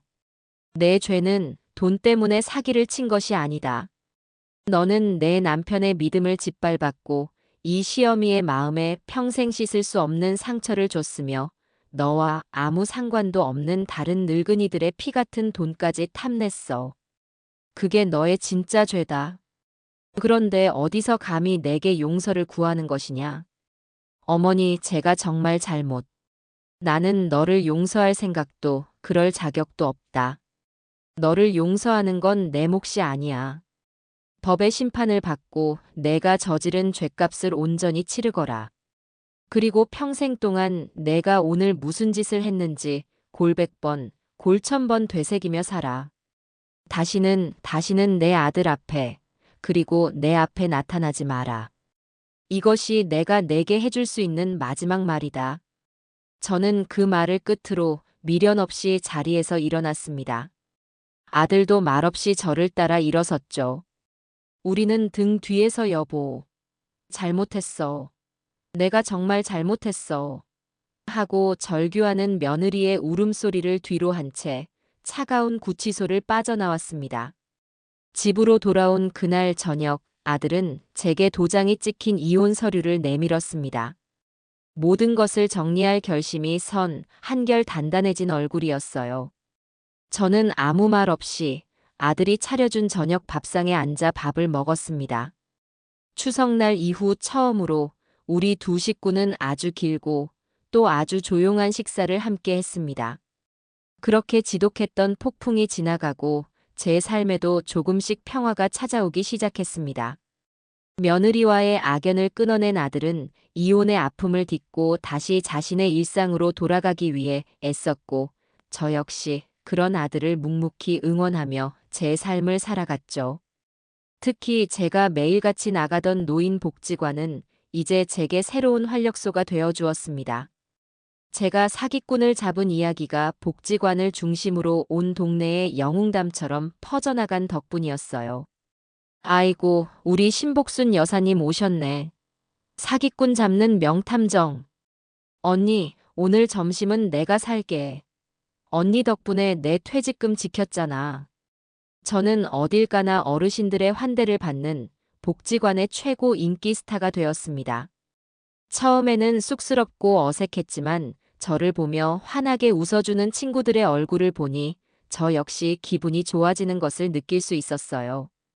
친구 경자는 제 옆에 꼭 붙어 다니며 마치 연예인 매니저처럼 제 자랑을 하고 다니기 바빴죠. 우리 복순이가 말이야, 젊었을 때부터 아주 야무지고 똑똑했다니까. 하며 어깨에 힘을 주는 친구를 보면 저도 모르게 웃음이 터져 나왔습니다. 그러던 어느 날 오후였어요. 복지관 사무실에서 저를 찾는 전화가 왔다고 했습니다. 누군가 싶어 전화를 받아보니 자신을 한 방송국의 시사교양 프로그램 작가라고 소개하는 젊은 여성의 목소리가 들려왔습니다. 안녕하세요, 신복순 어르신.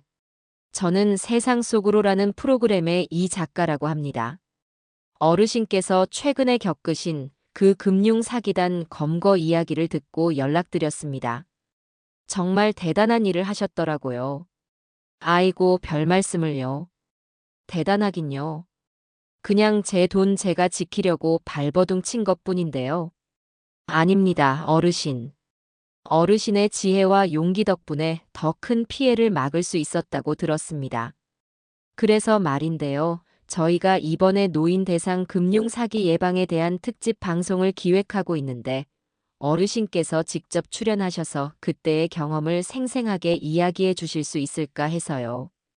방송 출연이라니. 제 인생에 단 한 번도 상상해 본 적 없는 일이었습니다. 저는 깜짝 놀라 손사래를 쳤어요. 아이고, 작가님, 저는 안 됩니다. 저는 그냥 평범한 늙은이일 뿐이에요.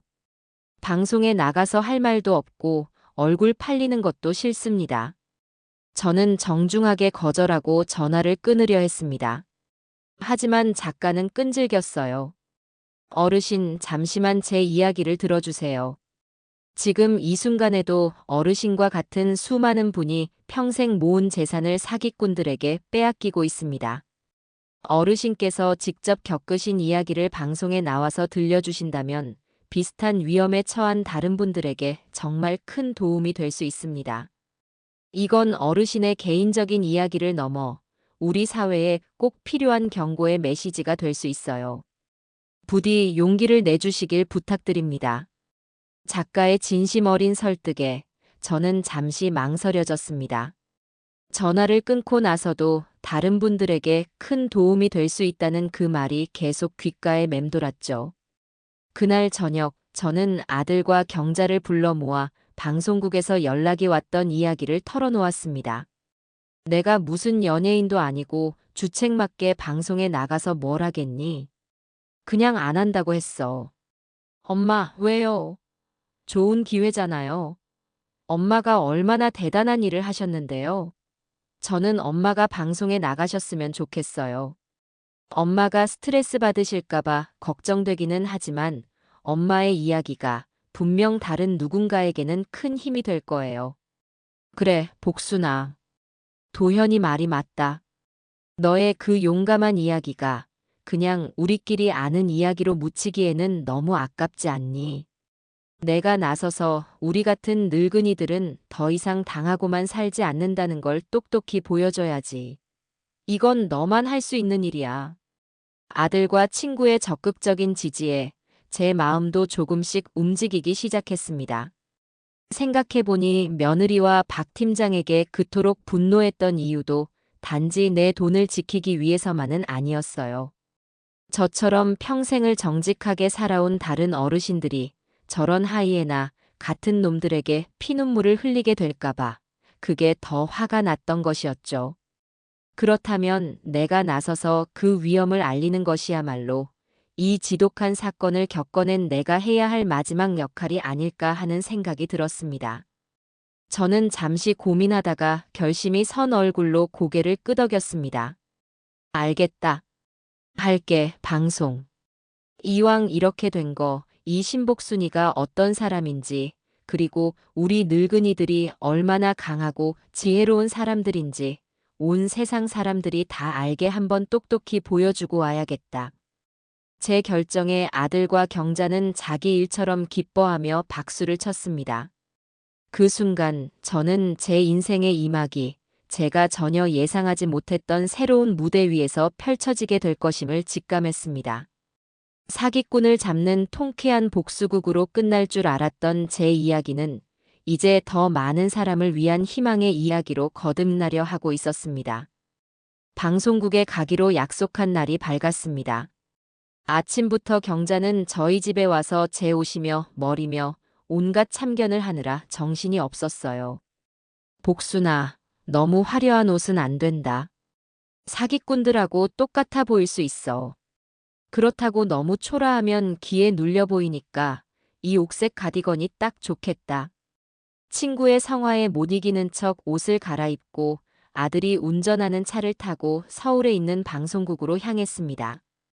태어나서 처음 가보는 방송국은 그야말로 별천지 같더군요.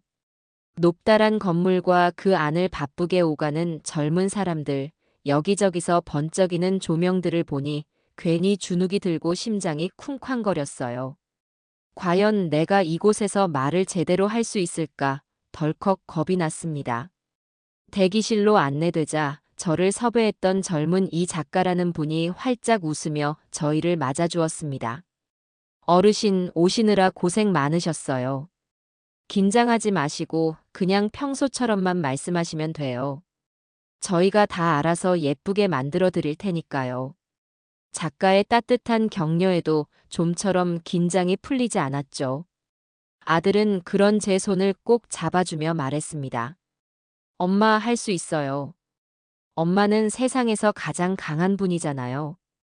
그냥 복지관 친구들한테 얘기해준다고 생각하고 편안하게 하고 오세요. 아들의 든든한 응원에 저는 겨우 마음을 다잡고 고개를 끄덕였습니다. 잠시 후 신복순 어르신 스튜디오 들어가실게요. 하는 소리와 함께 저는 거대한 촬영장 안으로 발을 들였습니다. 제 눈앞에는 수십 개의 조명과 커다란 카메라 여러 대가 마치 거대한 기계 눈처럼 저를 쏘아보고 있었어요. 방청석에는 수많은 사람이 앉아 저를 향해 박수를 치고 있었죠. 제 심장은 금방이라도 입 밖으로 튀어나올 것처럼 요동쳤습니다. 단상에 마련된 푹신한 의자에 앉자 제 옆자리에는 인상 좋은 중년의 남자 진행자가 미소와 함께 말을 건넸습니다. 어르신, 오늘 이렇게 어려운 발걸음 해주셔서 정말 감사합니다. 저희 세상 속으로 시청자분들께 인사 한번 부탁드립니다. 저는 떨리는 목소리를 가다듬고 천천히 입을 열었습니다. 네, 안녕하세요. 저는 경기도에 사는 그냥 평범한 할머니 신복순입니다. 제 소개가 끝나자 본격적인 인터뷰가 시작되었습니다. 진행자는 아주 차분하고 진지한 목소리로 그날 아침의 사건부터 묻기 시작했어요. 어르신, 저희가 듣기로는 지난 추석 아침에 정말 영화 같은 일을 겪으셨다고 들었습니다. 평소 왕래도 없던 며느님이 갑자기 찾아와서 함께 장을 보러 가자고 했다고요. 그때 심정이 어떠셨나요? 심정이랄 게 있나요? 처음에는 이 아이가 철이 들었나 싶었죠. 결혼하고 5년 동안 명절 아침에 얼굴 한번 비춘 적 없던 아이가 양손 가득 선물을 들고 와서 밥을 차려주겠다는데 기특하다는 생각도 아주 잠깐은 들었어요. 하지만 그 친절이 너무 과하고 어색해서 마음 한구석이 계속 불안하고 불편했습니다. 마치 잘 짜인 연극 무대에 억지로 올라간 기분이었어요. 아니나 다를까 그 모든 게 저를 속이기 위한 연기였더군요. 저는 그날 아침의 일을 마치 어제 일처럼 생생하게 풀어놓기 시작했습니다. 처음에는 떨리고 어색했지만 이야기를 하면 할수록 점점 더 차분해지는 것을 느꼈어요. 며느리의 차를 타고 낯선 곳으로 향하던 순간의 불안감, 전화기 너머로 들려오던 아들의 절박한 외침, 그리고 차 문을 박차고 뛰쳐나와 필사적으로 도망치던 그 순간의 공포까지. 제 이야기에 방청석은 물을 끼얹은 듯 조용해졌고 몇몇 분들은 눈가를 훔치기도 했습니다. 정말 듣기만 해도 손에 땀이 쥐는 순간이었네요. 그렇게 도망치신 뒤에 곧바로 반격을 준비하셨다고요. 보통 사람이라면 두려워서 숨기 바빴을 텐데 어떻게 그런 용기를 내실 수 있었던 건가요? 용기랄 게 있나요? 두렵지 않았다면 거짓말이겠죠. 하지만 두려움보다 더 큰 것이 바로 분노였습니다. 단순히 내 돈을 노린 것을 넘어 내 아들의 가정을 파탄내고 나라는 사람의 인격 자체를 무시하고 이용하려 했다는 사실에 피가 거꾸로 솟는 것 같았어요. 그리고 또 한 가지, 나처럼 힘없는 다른 늙은이들이 저들에게 똑같이 당할지도 모른다는 생각을 하니 이대로 숨어 있을 수만은 없었습니다. 내가 당한 이 억울함을 내 손으로 직접 갚아줘야겠다고 결심했죠. 이 땅의 늙은이들이 결코 만만한 상대가 아니라는 걸 똑똑히 보여주고 싶었습니다. 저는 복지관에서 친구들과 작전을 짜고 며느리에게 전화를 걸어 미끼를 던지고 수많은 어르신 앞에서 사기꾼들의 가면을 벗겨냈던 그날의 상황을 아주 상세하게 설명했습니다. 제 이야기가 절정으로 치달을수록 방청석에서는 연신 감탄과 탄식이 터져나왔어요. 특히 제가 녹음기를 꺼내 들고 며느리의 거짓 연기를 폭로하던 순간을 이야기할 때는 모든 방청객이 약속이나 한 듯 일어나 제게 뜨거운 박수를 보내주었습니다. 그 박수 소리를 들으니 울컥하고 눈물이 쏟아질 것 같았지만 꾹 참았습니다. 이건 슬픈 이야기가 아니라 통쾌한 승리의 이야기니까요. 녹화가 모두 끝나고 저는 진행자와 작가, 그리고 수많은 스태프의 감사 인사를 받으며 스튜디오를 빠져나왔습니다. 대기실에서 저를 기다리고 있던 아들은 눈가가 빨개진 채 저를 와락 껴안아 주었어요. 엄마, 정말 자랑스러워요. 제 어머니가 세상에서 제일 멋있어요. 아들의 그 한마디에 저는 그만 참고 있던 눈물을 터뜨리고 말았습니다. 며칠 뒤 제가 출연한 방송이 전파를 탔습니다. 저는 아들, 그리고 경자와 함께 텔레비전 앞에 나란히 앉아 방송을 시청했어요. 전문가의 편집을 거친 제 이야기는 제가 겪었던 것보다 훨씬 더 극적이고 감동적으로 그려져 있었습니다. 방송이 나가는 동안 저희 집 전화기는 쉴 새 없이 울려댔습니다. 친척들, 복지관 친구들, 동네 사람들까지 모두가 자기 일처럼 기뻐하며 응원의 말을 전해주었죠. 방송이 끝나고 나서는 더욱 놀라운 일들이 벌어졌습니다. 제 이야기가 인터넷 뉴스며 각종 커뮤니티에 퍼져나가면서 얼굴도 모르는 수많은 사람에게서 연락이 오기 시작한 거예요. 어르신, 정말 감사합니다. 저희 어머니도 얼마 전에 비슷한 전화를 받고 이상한 투자 설명회에 가신다고 해서 걱정이었는데 어르신 방송 보고 정신 차리셨어요. 할머님, 정말 멋있으세요. 할머님 덕분에 세상이 아직 살만하다는 걸 느꼈습니다. 항상 건강하세요. 하루에도 수십 통씩 걸려오는 감사 전화와 응원 문자에 저는 어리둥중하면서도 가슴 벅찬 감동을 느꼈습니다. 그리고 그 중에는 제 마음을 가장 아프게 또 가장 보람있게 만든 전화도 있었어요. 멀리 지방에 산다는 한 아주머니의 전화였습니다. 선생님, 저 방송 보고 전화드렸어요. 사실 저희 어머니가 3년 전에 똑같은 수법의 사기를 당해서 평생 모은 재산을 다 날리셨어요. 그 충격으로 쓰러지셔서 지금은 요양병원에 누워만 계세요. 만약 그때 선생님 같은 분이 한 분이라도 계셨더라면 우리 엄마 인생이 이렇게 망가지지는 않았을 텐데 너무 원통하고 분해서 전화드렸어요. 그리고 정말 감사해요. 다른 분들이라도 지켜주셔서 정말 감사합니다. 흐느끼는 아주머니의 목소리를 들으며 저 역시 함께 눈물을 흘렸습니다. 그리고 결심했어요. 내 이야기는 여기서 끝나서는 안 된다. 단 한 사람이라도 더 저 같은 아픔을 겪지 않도록 제가 할 수 있는 일이 있다면 무엇이든 해야겠다고요. 그 결심이 서자 제 인생의 다음 페이지가 자연스럽게 열렸습니다. 방송 이후 저를 찾는 곳이 많아졌어요. 전국의 노인복지관이며 구청, 주민센터 같은 곳에서 노년 금융 사기 예방 강연을 해달라는 요청이 쇄도하기 시작한 겁니다. 저는 더 이상 망설이지 않았습니다. 제2의 인생이 그렇게 시작되고 있었습니다. 시간은 참 무심하게 또 공평하게 흘러갔습니다. 제가 사기 잡는 할머니 강사로 전국을 누비며 바쁜 나날을 보내는 동안 제가 파멸시킨 사람들의 시간도 그들의 공간에서 흐르고 있었죠. 어느 날 사건을 담당했던 형사에게서 전화가 한 통 걸려왔습니다. 박성철과 고유라의 재판 결과가 나왔다는 소식이었어요. 박성철은 상습 사기 및 범죄단체 조직 등의 혐의로 징역 12년이라는 무거운 형을 선고받았고, 제 전 며느리였던 고유라는 범행에 적극적으로 가담한 점이 인정되어 징역 5년을 선고받았다고 했습니다. 어르신 덕분에 저희가 오랫동안 추적해왔던 사기 조직의 몸통까지 검거할 수 있었습니다. 이번에도 어르신께서 증인으로 출석해 주셔서 결정적인 증언을 해주신 덕분입니다. 정말 큰일 하셨습니다. 아닙니다, 형사님. 당연히 해야 할 일을 했을 뿐인걸요. 두 사람 모두 자신의 죗값을 제대로 치르게 되었다니 마음이 놓입니다.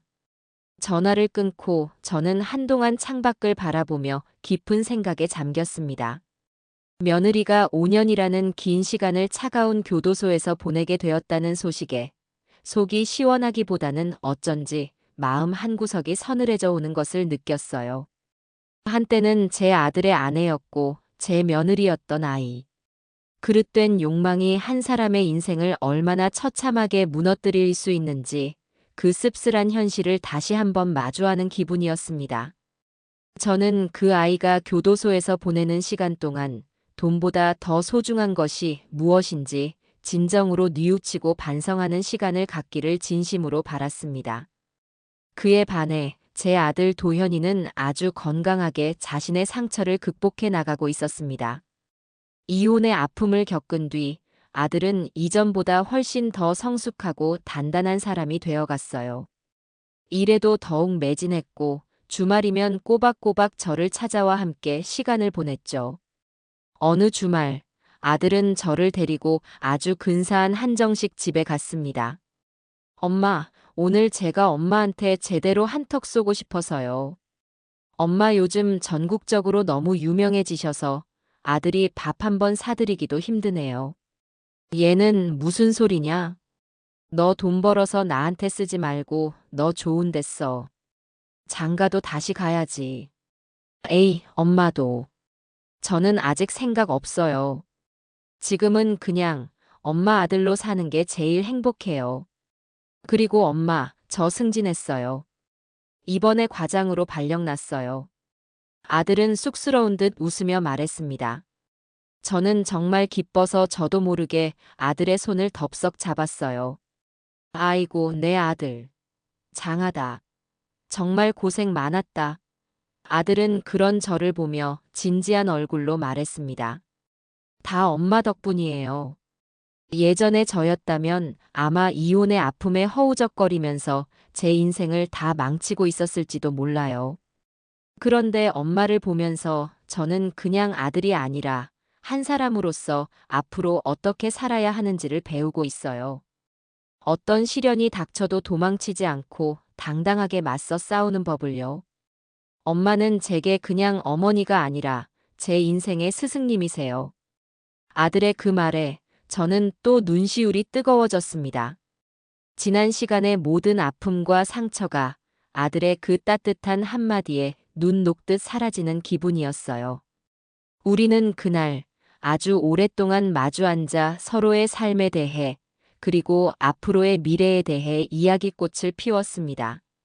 제 옆에는 이제 제가 기댈 수 있을 만큼 훌쩍 커버린 든든한 아들이 있었습니다. 물론 제 곁을 지켜주는 든든한 사람은 아들뿐만이 아니었죠. 제 인생의 동반자이자 최고의 조력자인 친구 경자와 복지관 친구들과의 우정은 날이 갈수록 더욱 깊어졌습니다. 특히 경자는 제 수석 매니저를 자처하며 제 강연 스케줄을 관리하고 운전기사 역할까지 해주는 등 저를 그림자처럼 따라다니며 챙겨주었죠. 복순아, 너 다음 주에는 부산으로 강연 가야 하고 그 다음 주는 광주다. 스케줄 빡빡하니까 몸 관리 잘해야 해. 알았다, 알았어. 경자 너 없으면 내가 어떻게 살까 몰라. 그러던 어느 날 경자와 복지관 친구들이 제게 깜짝 제안을 했습니다. 복순아, 우리 다 같이 여행 한번 갈까? 내가 사기꾼들 잡은 기념으로 말이야. 너 덕분에 우리 쌈짓돈도 지켰는데 이 정도는 우리가 대접해야지. 저는 괜찮다고 손사래를 쳤지만 친구들의 성화에 못 이겨 결국 생애 첫 우정 여행을 떠나게 되었습니다. 행선지는 푸른 바다가 넘실대는 제주도였어요. 비행기를 타고 바다를 건너 도착한 제주도는 그야말로 천국이었습니다. 저와 경자, 그리고 최 영감님을 비롯한 복지관 친구들 대여섯 명은 마치 수학여행 온 여고생들처럼 제주의 풍경 하나하나에 감탄하며 웃고 떠들었어요. 우리는 렌터카를 빌려 해안 도로를 달리고 유명한 폭포 앞에서 사진도 찍고 싱싱한 해산물로 배를 채우며 꿈같은 시간을 보냈습니다. 여행 마지막 날 밤, 우리는 숙소에 둘러앉아 조촐한 파티를 열었습니다. 최 영감님이 분위기를 잡으며 말했죠. 다들 신 여사한테 고맙다고 술 한 잔씩 올리자고. 신 여사 아니었으면 우리가 지금쯤 땅을 치고 울면서 약주가 아니라 깡소주나 마시고 있었을 거 아니야. 자, 신 여사를 위하여, 위하여 하는 소리와 함께 우리는 유쾌하게 술잔을 부딪혔습니다. 술이 한 잔 들어가니 다들 속에 있던 이야기들을 하나씩 꺼내놓기 시작했어요. 자식들한테 서운했던 이야기, 늙어가는 몸이 서글픈 이야기, 먼저 간 영감과 마누라가 그리운 이야기까지. 우리는 그렇게 서로의 아픔을 보듬고 서로의 삶을 응원하며 제주의 밤을 웃음과 눈물로 채워나갔습니다. 그 순간 저는 깨달았습니다. 진정한 행복은 강남의 빌딩이나 통장 속의 돈이 아니라 바로 지금처럼 내 옆에 좋은 사람들과 함께 웃고 함께 울어주는 이 시간에 있다는 것을요. 그 어떤 값비싼 보물과도 바꿀 수 없는 제 인생의 가장 소중한 순간이었습니다. 끔찍했던 그날의 사건으로부터 어느덧 1년이라는 시간이 흘렀습니다. 가을에 청명한 바람이 불어오고 다시 민족의 대명절, 추석이 찾아왔어요. 작년 이맘때 저는 낯선 동네의 골목길을 헤매며 공포에 떨고 있었죠. 생각만 해도 아찔한 기억이지만 이상하게도 이제는 그 기억이 아프거나 두렵게 느껴지지만은 않았습니다. 마치 아주 오래전 몹시 아팠지만 결국 이겨냈던 성장통의 기억처럼 아련하고 또 단단한 훈장처럼 느껴졌어요. 추석 전날 아들이 장바구니를 가득 들고 저희 집을 찾아왔습니다. 엄마, 내일 우리 맛있는 거 해 먹어요. 제가 엄마 조수 노릇 셔실하게 해드릴게요. 아들은 앞치마를 둘러매고 제 옆에 서서 서툰 솜씨로 전부치기를 돕기 시작했습니다. 동그랑땡을 붙이다 말고 하나를 집어먹는 아들의 모습을 보니 어릴 적 명절 때 제 옆에 껌딱지처럼 붙어있던 그 꼬마 시절의 모습이 겹쳐 보여 저도 모르게 웃음이 났어요. 도현아, 너 어릴 때도 꼭 그렇게 전부치기 무섭게 옆에서 다 집어먹었잖니. 하나도 안 변했네, 하나도. 에이, 엄마. 이거 맛이 잘 됐나 안 됐나 전문가가 검수하는 거거든요. 합격. 아주 맛있게 잘 됐습니다. 아들의 너스레에 우리는 마주보며 한참을 웃었습니다. 작년 이맘때의 살벌했던 아침과는 너무나도 다른 평화롭고 따스한 풍경이었죠. 우리는 함께 송편을 빚고 탕국을 끓이고 잡채를 만들며 그동안 밀렸던 이야기들을 두런두런 나누었습니다. 아들은 회사에서 있었던 일, 새로 사귄 친구들 이야기를 제잘제잘 늘어놓았고 저는 제 강연을 들으러 왔던 사람들의 가슴 뭉클한 사연들을 들려주었어요. 우리의 대화 속에는 더 이상 고유라라는 이름이 등장하지 않았습니다. 의식적으로 피하는 것이 아니라 정말로 우리 두 사람의 삶에서 그 존재가 희미해졌기 때문이었죠. 추석 당일 아침 일찍 경자가 과일 한 상자를 들고 저희 집을 찾아왔습니다. 복순아, 추석인데 아들하고 둘이만 있으면 심심할까봐 내가 왔지. 나도 이제 식구잖아, 맞지? 경자의 유쾌한 등장에 집안은 더욱 활기로 가득 찼습니다. 우리는 셋이서 단출하지만 정성껏 차린 차례상 앞에서 먼저 가신 저희 남편과 경자네 영감님께 인사를 드렸어요. 차례를 마치고 셋이서 밥상에 둘러앉아 아침 식사를 했습니다. 아들은 제 밥그릇 위에 갈비찜을 올려주고 저는 경자의 그릇에 나물을 덜어주었죠. 서로의 그릇을 채워주며 웃음소리가 끊이지 않는 이 평범한 아침 식사 시간이 제게는 세상 그 어떤 진수성찬보다 값지고 행복하게 느껴졌습니다. 문득 1년 전 그날 며느리가 저를 속이기 위해 차려주겠다던 그 어색하고 불편했던 아침 식사가 떠올랐어요. 그 아이는 함께 밥을 먹는다는 것의 진짜 의미를 평생 알지 못하겠지요. 식사를 마치고 우리는 거실에 앉아 과일을 깎아 먹으며 텔레비전을 보았습니다. 마침 텔레비전에서는 추석 특집으로 가족의 의미를 되새기는 다큐멘터리가 나오고 있었어요. 그 방송을 보던 경자가 불쑥 말했습니다. 그러고 보면 말이야, 가족이라는 게 꼭 피를 나눠야만 가족인가 싶다. 수십 년 같이 살아도 남보다 못한 인간이 있는가 하면 피 한 방울 안 섞였어도 내 자식보다 더 나를 챙겨주는 사람도 있고 말이야. 그 말을 들으며 저는 가만히 제 옆에 앉은 아들과 경자의 얼굴을 번갈아 쳐다보았습니다. 제게는 세상 그 누구보다 든든한 아들이 있고 친자매보다 더 가까운 친구가 있었습니다.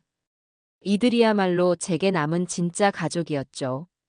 끔찍했던 시련은 제게서 많은 것을 앗아갔지만 동시에 진짜 내 사람과 가짜 내 사람을 가려낼 수 있는 지혜를 주었고 제 곁에 남은 사람들의 소중함을 뼈저리게 깨닫게 해주었습니다. 상처가 아문 자리에는 이전보다 훨씬 더 단단하고 깊은 사랑과 신뢰가 뿌리내리고 있었습니다. 그렇게 웃음꽃을 피우던 평화로운 오후, 제 핸드폰이 울렸습니다. 제가 강연을 다니며 알게 된 다른 지역의 한 할머니에게서 온 전화였어요. 신 선생님, 추석 잘 보내고 계세요? 다름이 아니라 제가 오늘 아침에 이상한 문자를 하나 받았는데 이거 선생님이 말씀하신 스미싱이라는 거 맞죠? 자녀가 보낸 추석 선물, 주소지를 확인해 주세요 하고 인터넷 주소가 찍혀서 왔더라고요. 선생님 강의 안 들었으면 저도 깜빡 속을 뻔했어요. 정말 고맙습니다. 할머니의 감사 인사에 저는 제 마음이 더없이 충만해지는 것을 느꼈습니다. 제 1년 전의 투쟁이 이렇게 다른 누군가의 평화로운 추석을 지켜주고 있었던 거예요. 저는 창밖의 높고 푸른 가을 하늘을 바라보며 조용히 미소 지었습니다.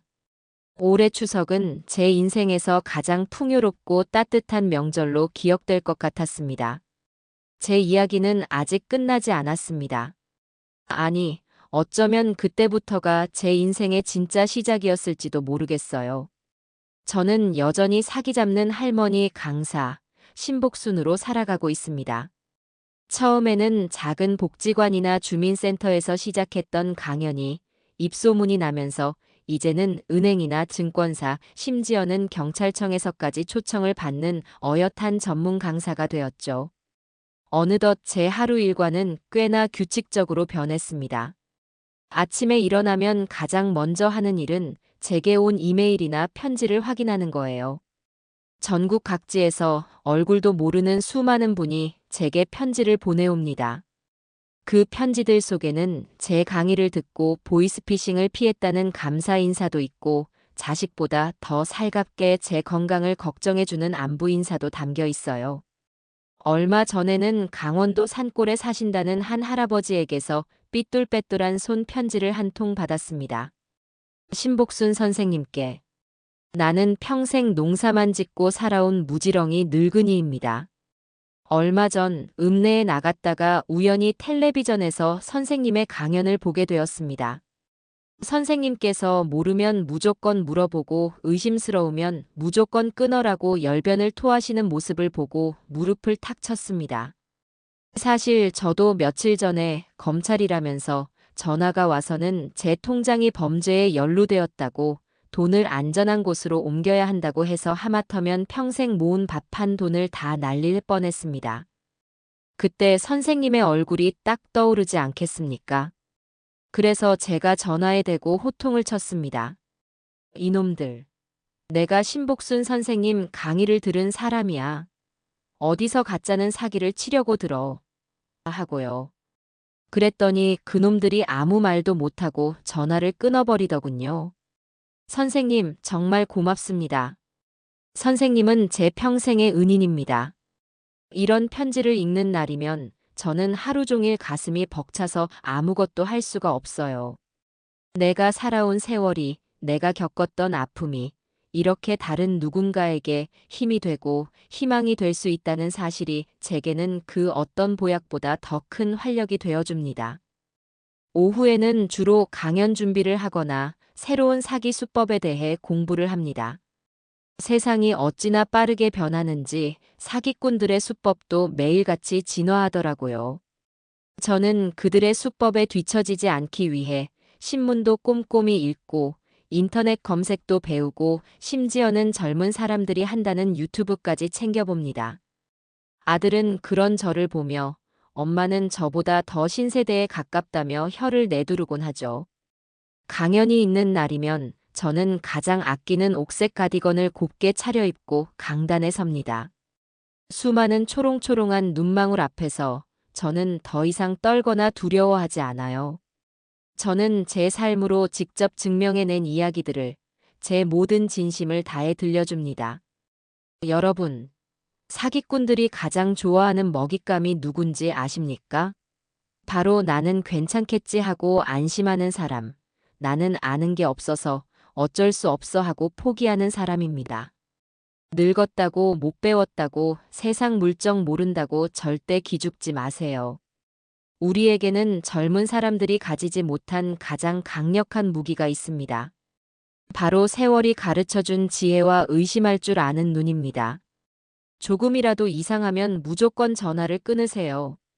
자식이 보내준 선물이라는 문자 절대 함부로 누르지 마세요. 세상에 공짜 점심은 없다는 말, 우리 인생이 가르쳐준 가장 큰 진리 아닙니까?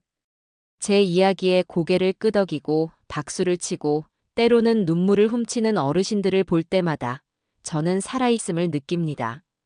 누군가에게 제 존재가 필요하다는 사실이 저를 계속해서 앞으로 나아가게 하는 가장 큰 힘이 되어주죠.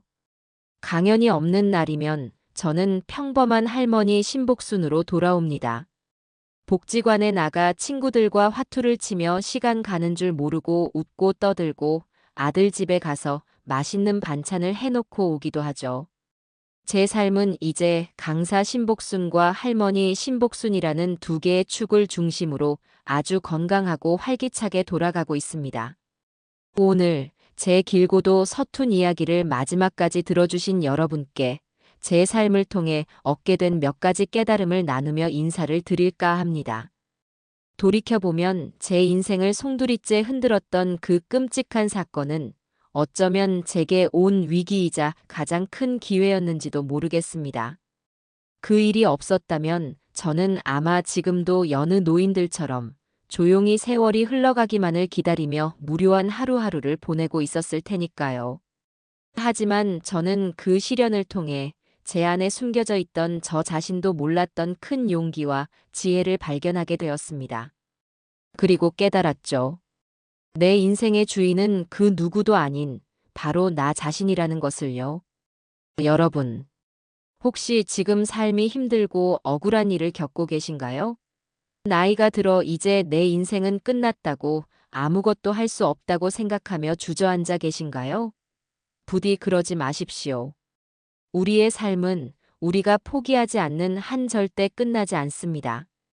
우리 안에는 우리가 상상하는 것보다 훨씬 더 강하고 위대한 힘이 숨겨져 있습니다. 주저하지 마세요. 세상에 당당히 맞서 여러분의 목소리를 내세요. 이 이른이 넘은 할머니도 해냈습니다. 그러니 여러분은 저보다 훨씬 더 잘 해내실 수 있을 겁니다.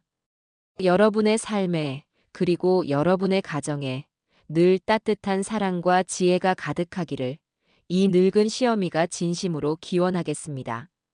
제 긴 이야기 들어주셔서 정말 고맙습니다.